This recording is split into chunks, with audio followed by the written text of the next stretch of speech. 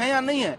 वो स्मृति ईरानी जी जो प्याज की और आलू की माला लटका करके घूमती थी जब 5 रुपए रेट बढ़ जाता था, आज आलू प्याज से लेकर के गैस सिलेंडर डीजल पेट्रोल तक के दाम आसमान छू रहे हैं। स्मृति ईरानी जी कहाँ है? मिसिंग नहीं तो और क्या? हंसना उन्होंने शुरू कर, आपने हजारों हजार करोड़ रुपए उद्योगपतियों के माफ कर दिए, लाखों करोड़ रुपए, तब देश बैंक करप्ट नहीं हुआ। आज जनता को अगर कांग्रेस कोई गारंटी दे रही है और जनता के लिए कोई योजना ला रही है तो आपको लग रहा है कि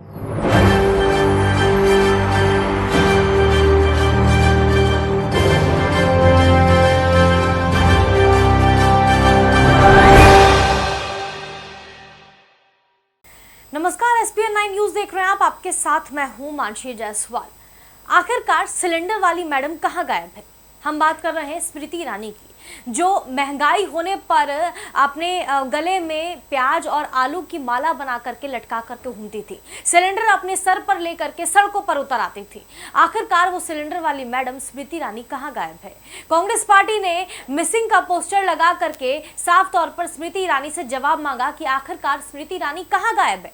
आज जब भारतीय जनता पार्टी की सरकार में महंगाई चरम पर है तो इन सभी मामलों पर चुप्पी क्यों साध रखी है स्मृति ईरानी ने? सीधे तौर पर कांग्रेस पार्टी सवालिया निशान खड़े कर रही थी। उसके बाद जो है स्मृति ईरानी ने इसका पलटवार किया। स्मृति ईरानी ने साफ तौर पर यह कहा कि जो अमेठी के जो पूर्व सांसद हैं राहुल गांधी, अगर उनको ढूंढना है तो आप यूएस में चले जाइए, ये बयान उन्होंने दिया। लेकिन उसके बाद कांग्रेस पार्टी ने भी इसका पलटवार किया। उन्होंने बड़ा हमला बोलते हुए जो है स्मृति ईरानी को ही कटघरे में खड़ा कर दिया। जी हाँ, इमरान प्रतापगढ़ी का हम यहाँ पर जिक्र कर रहे हैं। इमरान प्रतापगढ़ी ने स्मृति ईरानी पर बड़ा हमला बोलते हुए कहा कि जब महंगाई की बात होती है, बेरोजगारी की बात होती है, जब कांग्रेस पार्टी की सरकार में महंगाई चरम पर थी तो कितनी आवाज बुलंद करके स्मृति ईरानी ने आवाज उठाई थी। जब अधीर रंजन चौधरी राष्ट्रपति द्रौपदी मुर्मू के बारे में जब उनकी जुबान फिसल जाती है तब इतना हंगामा कर दिया जाता है संसद में स्मृति ईरानी की तरफ से। लेकिन अब वो बिल्कुल पूरी तरीके से चुप है। जब बृजभूषण शरण सिंह के मामले में भारतीय जनता पार्टी पर जो है आवाज उठानी चाहिए, बृजभूषण शरण सिंह की गिरफ्तारी को लेकर स्मृति ईरानी को बोलना चाहिए, देश की महिला पहलवान खिलाड़ियों के साथ जब दिल्ली पुलिस बदसलूकी करती है उन सभी मामलों पर स्मृति ईरानी को अपनी चुप्पी तोड़नी चाहिए। तो आखिरकार स्मृति ईरानी इन सब मामलों में कहां गायब है? इमरान प्रतापगढ़ी सीधे तौर पर यहां पर स्मृति ईरानी पर बड़ा हमला बोलते हुए नजर आ रहे हैं। उन्होंने अपने बयान में क्या कुछ कहा है, सुनिए। ईरानी का कल एक कांग्रेस ने वायरल किया था, उसमें मिसिंग लिखा था। स्मृति ईरानी ने उसका जवाब दिया और कहा है राहुल अमेठी के पूर्व एमपी को अगर ढूंढना है तो यूएस में संपर्क करना पड़ेगा। हाँ, लेकिन महिलाओं के नाम पर बड़ी बड़ी बात करने वाली स्मृति ईरानी जी को अगर जंतर मंतर पे ढूंढना हो तो कहां जाएं? अगर महिला पहलवानों के साथ खड़े होने के लिए ढूंढना हो तो कहां जाएं? अगर गैस सिलेंडर की महंगाई पर पूछना हो स्मृति ईरानी जी से सवाल तो कहां जाएं? मिसिंग है या नहीं है?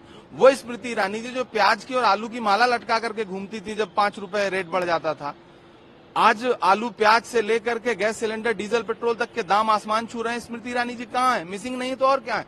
बेटियों के साथ अत्याचार हो रहा है देश में। आपको याद होगा कि महामहिम राष्ट्रपति महोदया को लेकर के अधीर रंजन चौधरी जी की एक जबान फिसली थी तो उस पर किस तरह पार्लियामेंट में चीखी थी वो। लेकिन आज वो महिला सम्मान कहाँ चला गया? आज महामहिम राष्ट्रपति जी को उद्घाटन समारोह में नहीं बुलाया गया, तब महामहिम का अपमान नहीं हुआ, तब स्मृति ईरानी जी कहाँ थी? तो मिसिंग तो है स्मृति ईरानी जी। भाजपा की एक और मंत्री का आपने देखा ही होगा भागते हुए, एथलीट बनते हुए, मीनाक्षी लेखी जी से जब सवाल किया मीडिया के आप ही के साथियों ने तो वो किस तरह से भागी। तो इससे लगता नहीं कि महिला, जितनी महिला सांसद है, जितनी महिला मंत्री हैं, वो कहां है महिलाओं के अत्याचार पर बोलने के लिए? तो जाहिर सी बात है कांग्रेस पूछेगी ही कि आप मिसिंग क्यों हैं। कर्नाटक की हार के बाद बहुत बौखलाए हैं।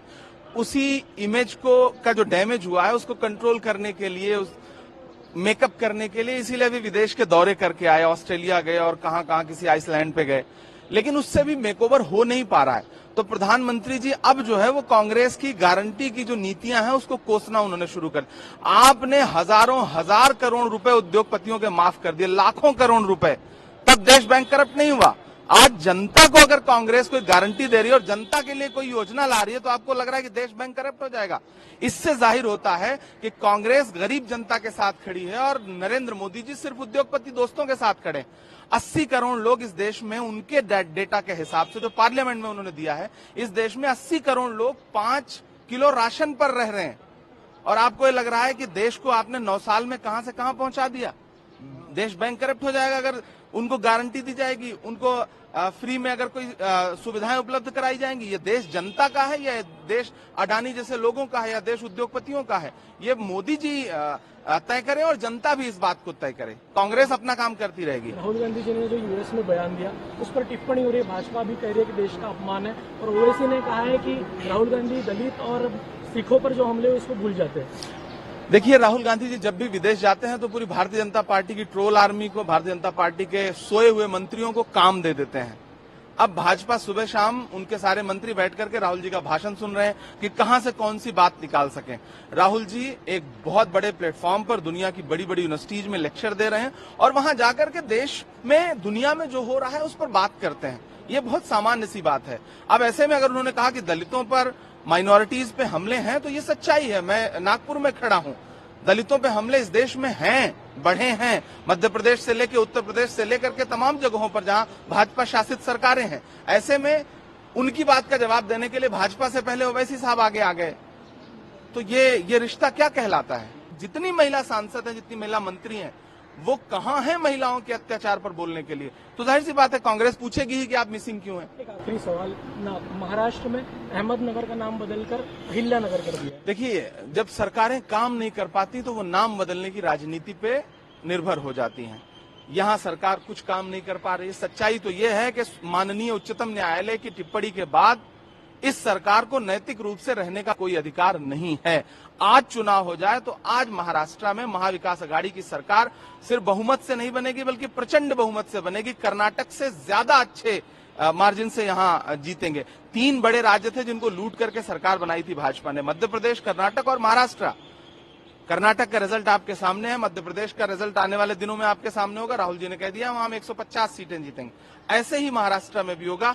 कल को महाराष्ट्र में इलेक्शन हो जाए तो ये सरकार नैतिक रूप से आज भी नहीं है और आने वाले दिनों में भी नहीं होगी। इसलिए कोई काम है नहीं तो नाम बदलने की राजनीति शुरू कर दिया इन्होंने, लेकिन ये सरकार ज्यादा दिन नहीं चलेगी। राजस्थान में बड़ा ऐलान हुआ है, 100 यूनिट बिजली का। मुझे लगता है मीडिया के साथियों को महाराष्ट्र की सरकार से पूछना चाहिए कि यहाँ इस तरह के बड़े ऐलान क्यों नहीं हो रहे हैं। राजस्थान की सरकार 500 रुपए का गैस सिलेंडर दे रही है, महाराष्ट्र की सरकार क्यों नहीं दे रही?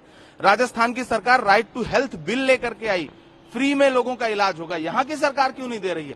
राजस्थान की सरकार चिरंजीवी योजना लेकर के आई, यहाँ की सरकार क्यों नहीं दे रही है? यहाँ की सरकार से मीडिया के साथ ही सवाल पूछें कि जो काम राजस्थान में हो रहा है, राजस्थान एक मॉडल स्टेट है इस वक्त।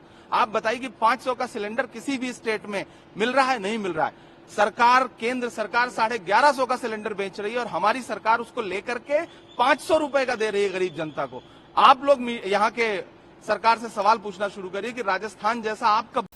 तो सुना आपने इमरान प्रतापगढ़ी किस तरीके से स्मृति ईरानी पर बड़ा हमला बोलते हुए नजर आए। उन्होंने साफ तौर पर कई सवाल स्मृति ईरानी पर दागे कि आखिरकार ब्रिजभूषण शरण सिंह की गिरफ्तारी पर वो क्यों नहीं चुप्पी तोड़ रही हैं, देश की बेटियों को इंसाफ दिलाने में स्मृति ईरानी आगे क्यों नहीं आ रही हैं, देश में महंगाई का मुद्दा चरम पर है, आखिरकार अपनी चुप्पी स्मृति ईरानी क्यों नहीं तोड़ रही हैं।